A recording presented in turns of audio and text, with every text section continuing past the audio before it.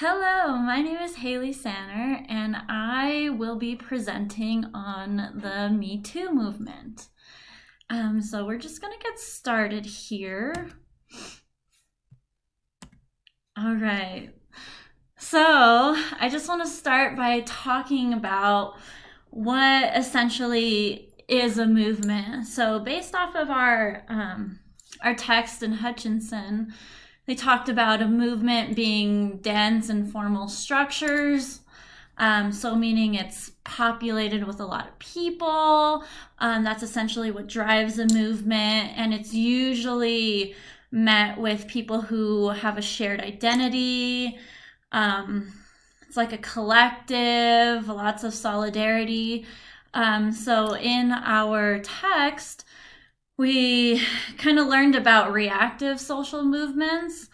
And I believe that is what this Me Too movement consists of, because it's having these individuals to defend these values and social arrangements within their lives. So they're having to defend values of how women and victims of sexual assault are perceived and how to move forward. So I do want to talk about the Me Too movement and how it kind of came about. So it was first brought up in 2006 by Tarana Burke. And the movement was made initially to help survivors who are in low economic status, individuals of color, just mainly people who feel like they don't have a voice. And so this movement was founded by Burke to give these individuals a voice, a way to speak, receive resources, help, things along that nature. And so a little bit more background information on Tarana Burke. So she came up with this concept of Me Too when a teenager, somebody she was affiliated with, came to her and wanted to confide in experiencing sexual violence, trying to create a sense of support. And Burke, who was suffering from her own type of trauma from going through an experience like that as well, I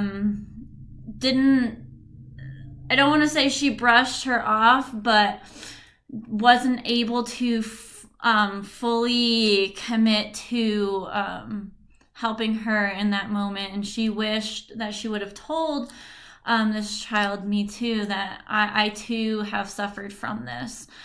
So that's kind of where her thinking of this movement came from. Just wanting, because sometimes in a situation like that, you don't want to hear a whole lot of information. Like, you kind of just want to be able to vent yourself. And just simply saying Me Too creates that solidarity. It's an unspoken bond where you don't have to kind of explain yourself more, because you know, like, hey, Me Too, like, I understand.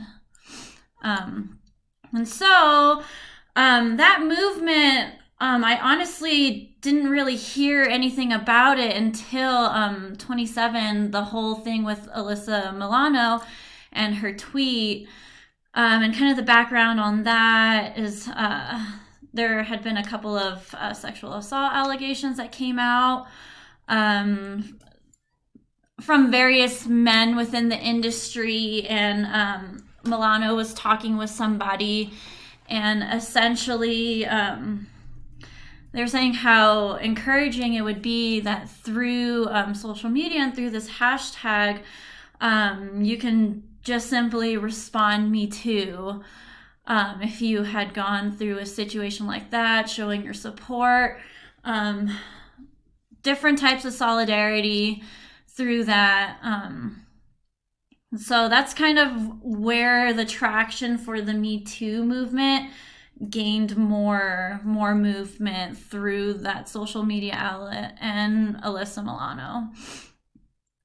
So with this movement on Twitter, it was not necessarily fueled politically, but there were some implications that happened throughout politics that has led to individuals being held accountable for their actions.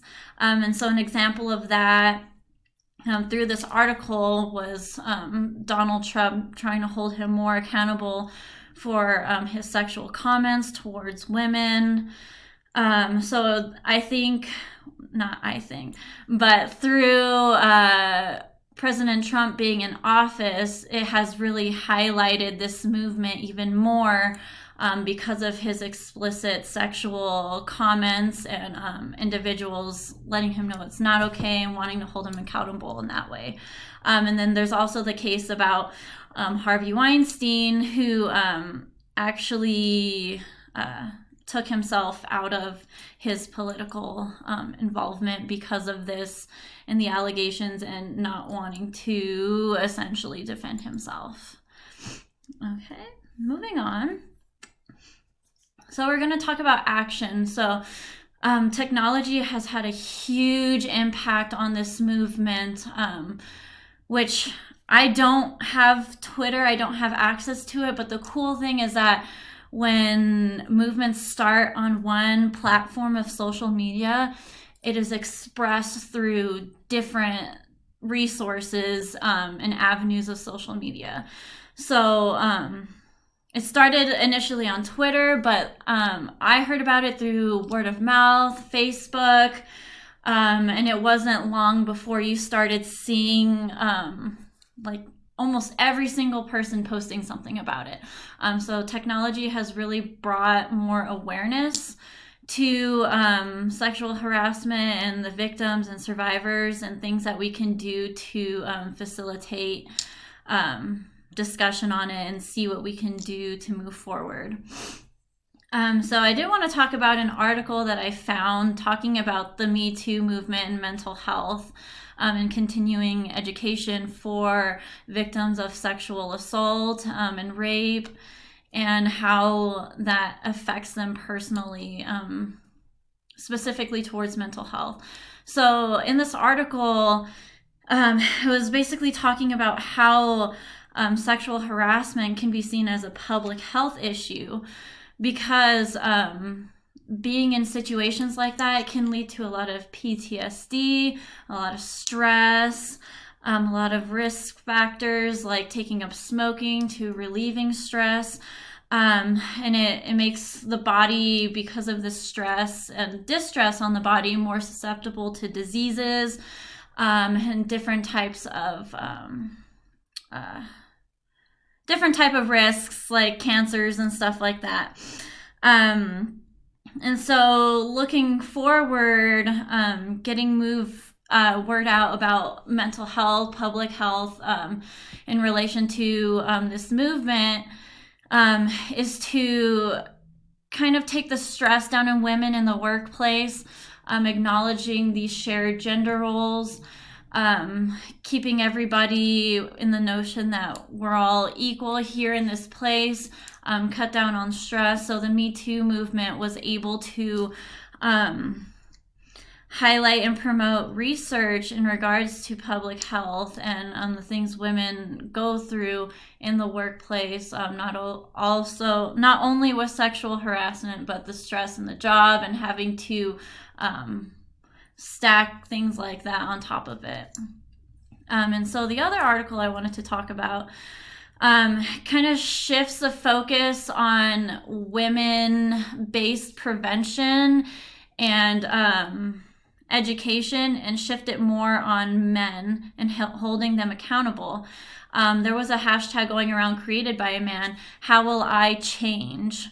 And that was basically used to see what type of barriers we can break down, what type of action we can use. The article actually focused on 3 kind of type of men, the people who wanted to break down rape culture, sexual harassment within different avenues like music. But then there were also men who felt like they were being grouped together and given this label, and then also like toxic masculinity. So I think talking about this and getting more research out there has been really helpful, and giving people opportunities to talk about it. And like I said, holding men more accountable, but not taking women out of the equation, because then it kind of loses its essence a little bit.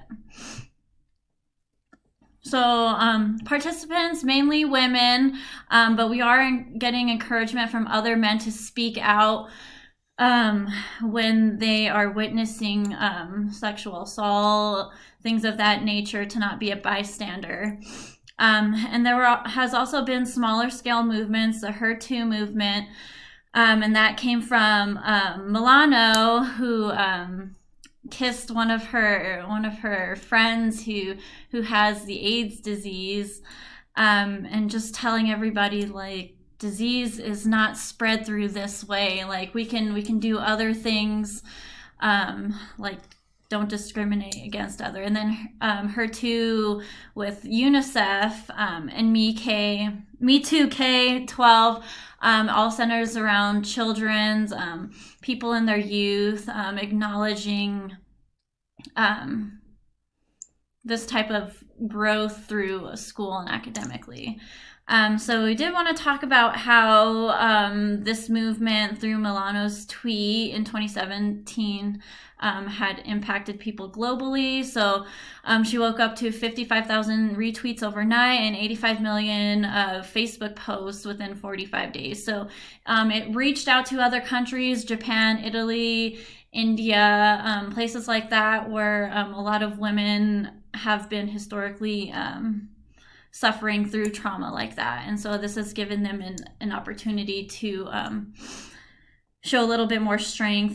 There has been support from Lady Gaga, Uma Thurman, Molly Ringwald. There's been plenty of others, but those are some big ones. And so more participants through social media outlets, Twitter, Facebook, Tumblr, online chat rooms. Those are nice because they're anonymous and gives people a chance to talk. Process groups, people who can come together and talk about their shared trauma, academic research, like these 2 articles promoting more research and how this trauma affects not only them emotionally, but can have health impacts as well. And then the emotion behind the movement has really helped create solidarity for women and given a source of strength and resiliency. Just my own personal emotion towards it is that it gives you an opportunity, like I was mentioning earlier, to just do a hashtag #MeToo. You don't have to share your story, but that is enough to let other women and individuals know that you understand what they're going through, and that you're there for support. And then I did have this image of a tattoo that was created by Jacqueline Lynn, and had some influences from Lady Gaga. So it was essentially used as a symbol of survival and unity. So the tattoo itself shows like loops of DNA and a white rose, which is supposed to represent growth and life, which is one of Lady Gaga's like favorite tattoos. So she shared her story, and Jacqueline Lynn came up with this design that she wants women to use if they feel like that's something that they want to also use as a form of solidarity. And so roles of social work, what we can do is just be knowledgeable with all the resources out there, which is something that Burke had started doing in her own little community. So I think that's something that could be established within all these different communities, being knowledgeable of resources, help, centers that people can go to, counseling and processing groups, giving people a chance to talk. Just knowing that you're there for solidarity and support and advocacy. helping individuals get to a point where they can feel safe and not vulnerable about talking what their experiences have been. So I think that's our role there, is just being an advocate and a sense of support. And here are my references.